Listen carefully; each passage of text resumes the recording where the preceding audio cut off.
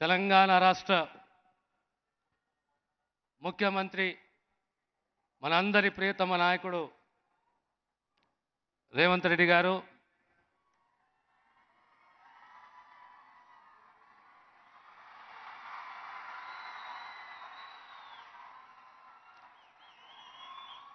శాసనసభ అధ్యక్షులు ప్రసాద్ కుమార్ గారు,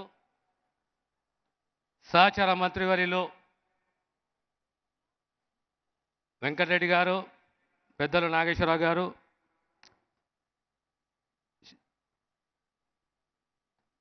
చీఫ్ సెక్రటరీ గారు, చెల్లెలు సురేఖ గారు, షబీర్ అలీ గారు, వేదికలు అలంకరించిన పెద్దలు, ఈనాడు నా భూతో నా భవిష్యత్ సుమారు 7,000 మంది నర్సులకు ఈరోజు ఉద్యోగ పత్రాలు ఇవ్వడము. ఈ నర్సు వృత్తి అంటే మామూలు వృత్తి కాదు. పుట్టిన ప్రతి పాప నుంచి చివరి శ్వాస వరకు మీరు ఉండేది మా ఎంబడి, మాకు సేవ చేసేది మీరే.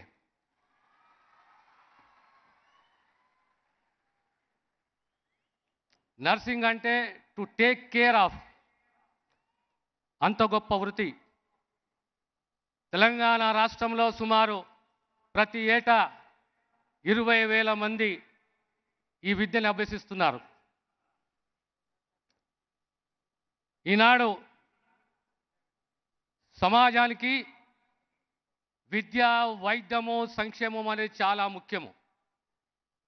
పేదవానికి కావలసింది సంక్షేమము, విద్య, వైద్యము. ఆ దిశగా ఈరోజు కాంగ్రెస్ ప్రభుత్వం రేవంత్ రెడ్డి గారి నాయకత్వంలో ముందుకు పోతున్నాం. ఎక్కడా ఎలాంటి పొరపచ్చలు లేకుండా, తప్పులు లేకుండా,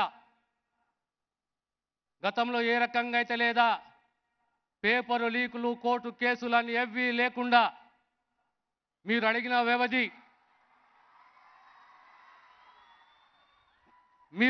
వ్యవధి ఇంకా 10 రోజులు కావాలి, 15 రోజులు కావాలి, మా సర్టిఫికెట్లు వెరిఫై కావాలంటే ఆ వ్యవధి ఇచ్చుకుంటూ ఈనాడు రోస్టర్ సిస్టాన్ని ఫాలో అవుతూ 88% మంది ఇవాళ నర్సింగ్ ఆఫీసర్స్ అంటే పూర్తిగా మహిళలే అని చెప్పి మీకు సవినయంగా తెలియజేస్తున్నాను. భవిష్యత్తులో ఎవరో విమర్శిస్తుంటారు, గాలికి విమర్శలు, ఎక్కడ వాయే జాబ్ క్యాలెండర్ అని చెప్పి, ఎక్కడ వాయే నియామకాలని చెప్పి. కాంగ్రెస్ ప్రభుత్వం వచ్చి కేవలం 2 మాసాలే. ప్రతి మాటకు నిలబట్టింది మా నాయకత్వం రేవంత్ రెడ్డి గారు. ఈరోజు మీ అందరూ ఆశ్చర్యపోతారు. రోస్టర్ సిస్టంలో 15% షెడ్యూల్ కాస్ట్లకు ఉంటే, 10% షెడ్యూల్ ట్రైబ్స్కు ఉంటే, 27% బీసీలకు ఉంటే, ఆ బీసీలలో 46%, దళితులలో 31%, ఎస్టీలలో 13% ఉద్యోగాలు పొంది చరిత్ర సృష్టించని చెప్పి మీకు సవినయంగా తెలియజేస్తున్నాను. రాబోయే కాలంలో ఇదొక్కటే కాదు, ఆరోగ్య శాఖకు సంబంధించి ఇంకా 1000 పోస్టులు భర్తీ చేయాలి. ఆ జాబ్ క్యాలెండర్కు కట్టుబడి ఉన్నాము. రాబోయే కాలంలో మీరు కూడా మీ బాధ్యతని సక్రమంగా నిర్వహిస్తూ ప్రజలకు సేవ చేస్తూ మన్నన పొందుతారని చెప్పి ఆశిస్తూ, దీవిస్తూనే సెలవు తీసుకుంటాను.